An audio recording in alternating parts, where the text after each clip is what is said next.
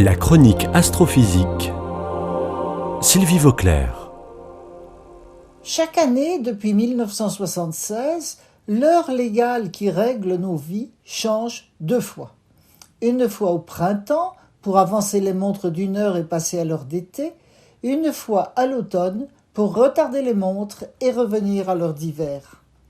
La communauté européenne a voté la suppression de ces changements en 2019, mais ce n'est toujours pas appliqué.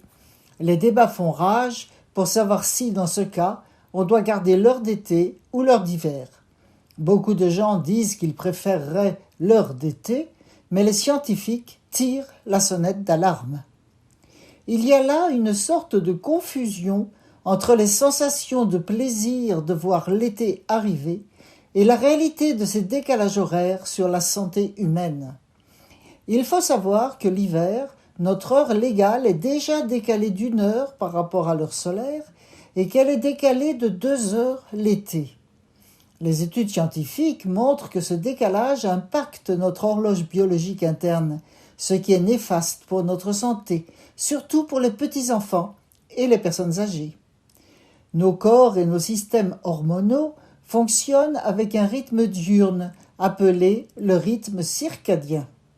La mélatonine en particulier, hormone impliquée dans la régulation du sommeil, est sécrétée dans un cadre temporel suivant le rythme naturel circadien, et pas du tout avec l'horloge légale imposée par les systèmes politiques, dont elle n'a évidemment rien à faire.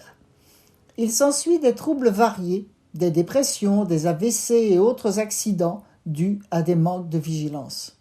Bien sûr, ces effets ne sont pas ressentis par tous de la même manière.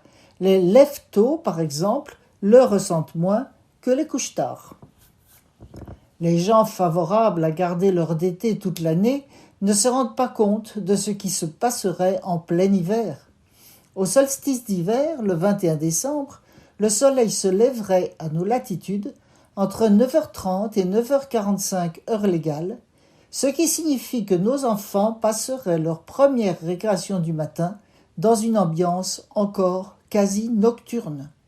Et ce manque de lumière du matin aurait aussi un effet néfaste sur la santé physique et mentale des populations en général. La raison implique donc de rester avec une heure légale pas trop éloignée de l'heure solaire. En fait, sans vraiment s'en rendre compte, les gens restent dominés par leur rythme circadien.